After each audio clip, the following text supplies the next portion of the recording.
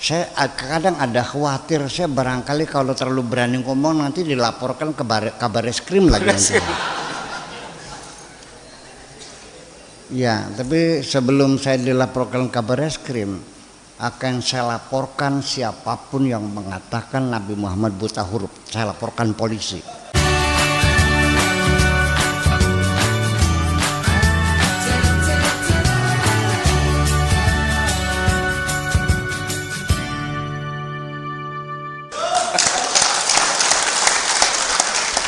Karena ini menghina Nabi saya. Karena buta huruf ini identik dengan goblok. Kalau ada anak itu disuruh ini salah, suruh lagi salah, sebenarnya salah. Dasar buta huruf loh. Artinya buta huruf tuh. Goblok. Kita tidak berpikir. Masih ada waktu nggak apa-apa ya? Coba kita berpikir sekali lagi. Ini Nabi buta huruf itu maksudnya apa? Memblow up, menyiarkan bahwa Nabi buta huruf. Apakah hanya sekedar untuk menutup kemungkinan adanya kecurigaan orang bahwa Quran karangan Nabi sehingga harus dibuta hurufkan? Kira-kira begitu. Sekarang saya nanya, ketika Nabi ada di Wahira, ini kan hadis. Nabi lagi bertapa, datang malaikat Jibril terus Iqra. Ini kan si rawi menceritakan seperti teatrikal, seperti teater. Yang bercerita melihat Nabi bercerita Jibrilnya datang pakai baju putih, sorban putih, bersih, kan begitu. Lalu membuka satu kertas di hadapannya, Iqra. Lalu jawabnya, ini kan tidak menceritakan Nabi pada suatu hari ketika saya sedang khalwat, tiba-tiba saya, kan bukan Nabi yang cerita. Ini orang yang cerita, apa dia hadir di gua itu? Ini kan persoalan. Sudah, ini kita berpikir, pakai jubah, pakai sorban, jahitnya di mana? Kayaknya tetornya apa tetrek?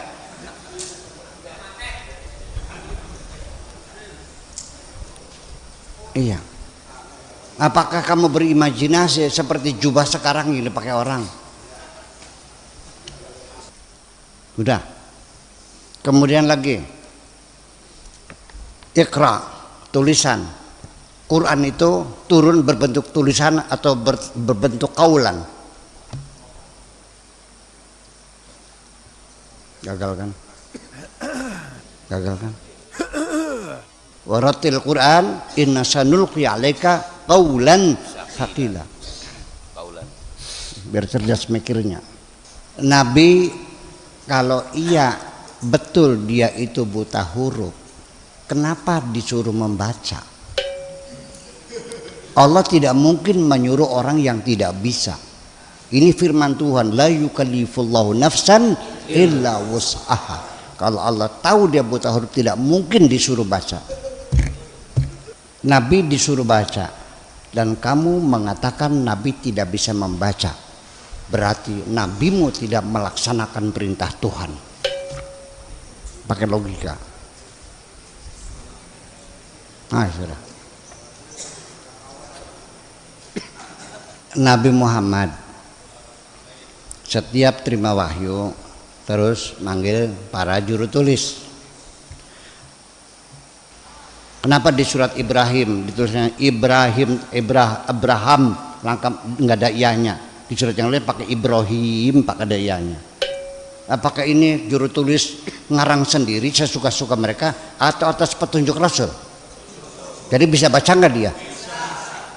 Pakai logika yang benar. Ayo saya ngambil sok. Lah ya iya kan gimana sih? Ini gara-gara yang kamu baca Khulasan Nurul Yakin soalnya. Sudah, setelah itu turun ayat Quran. Kan yang pertama iqra bismi rabbikal ladzi khalaq khalaqal insana min 'alaq iqra wa rabbukal akramul ladzi 'allama bil qalam 'allamal insana ma lam ya'lam. Selesai. Kalla innal insana la yatqa kan nanti kemudian. Nah, ketika turun kalla innal insana, oh ini masuknya surat Al-Alaq setelah Allamal insana. Siapa yang nyuruh ke situ? Nabi. Berarti bisa baca dong. Betul nggak? Dan harus tahu bahwa huruf Arab waktu itu baru ada 15 huruf, belum ada titik kok. Ba, ta, sa, ya, na sama gambar jukung. Ini jadi persoalan. Ya kan begitu. Jadi artinya bahwa nggak masuk akal. Jadi hadis itu dipertanyakan. Dari mana Anda tahu bahwa lagi ini Jibril datang buka lembaran apa ngintek gitu? Atau namanya yang bercerita? Saya kira akan lebih ideal lagi kalau riwayatnya hadisnya itu Nabi yang ngomong. Bainama kuntu fil ghari idz ja'ani Jibrilu, kan begitu. Ini kan cerita. Ya. Itu persoalannya. Jadi untung saja ada Imam Bukhari katanya kan gitu, hadis. Imam Bukhari itu pernah mengecek, meneliti, mengurai, menganalisa, ya, mengklarifikasi dari teksnya, dari rawinya, sanadnya. Ini kata Anfulan, dicek orangnya, coba jujur nggak orangnya? Ya ternyata bohong, coret, kan gitu. Semua kan gitu. Itu sampai akhirnya setelah diseleksi yang lolos hanya 14.000 Sahih Bukhari itu. 600.000 hadis diseleksi secara cermat, kejujuran perawinya dan semuanya itu dalam 16 tahun. Yuk kita ngitung. 16 tahun. Hadisnya 600.000. Sob, mana kalkulatornya? 600.000 dibagi 16 tahun, berapa setahunnya? Sok hitung-hitungan dulu. Berpaham. Bagi 16 tahun. Berapa setahunnya tuh? 600.000 dibagi.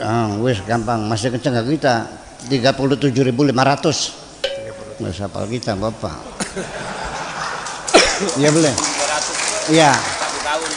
Nah, dibagi 12 bulan. Iya. Jadi sebulan berapa? Dibagi 12. 3.125. Nah, 3.125. Sehari. Sebulan dibagi 30. 104. 104. Sehari dibagi 14 berapa? 24 jam dibagi 24. 4,3 sekian. 4,3. Udah 4 saja dah, 4 hadis. 1 jam tuh. Berarti dia bisa menyelesaikan tugas 1 hadis dalam 15 menit. Selama 16 tahun aja ngakal boleh. Kapan naik ontanya, kapan ketemunya, kapan segala macam. Itu kan pertanyaan besar. Ya seru.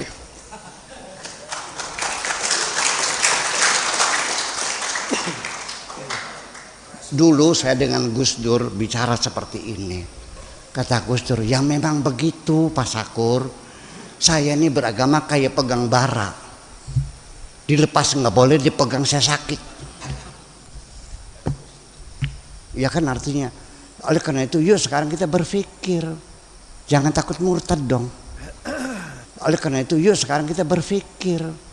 Jangan takut murtad dong. Jangan takut murtad dong. Daripada kamu mempercayai sesuatu yang tidak benar. Betul nggak? Ya iya, berpikir kritis. Selama ini kita dididik beragama ini dengan cara pejamkan matamu, matikan lampu, tutup jendela, kunci pintu. Yakinlah begitu caranya. Selama ini kan begitu. Pokoknya kan begitu.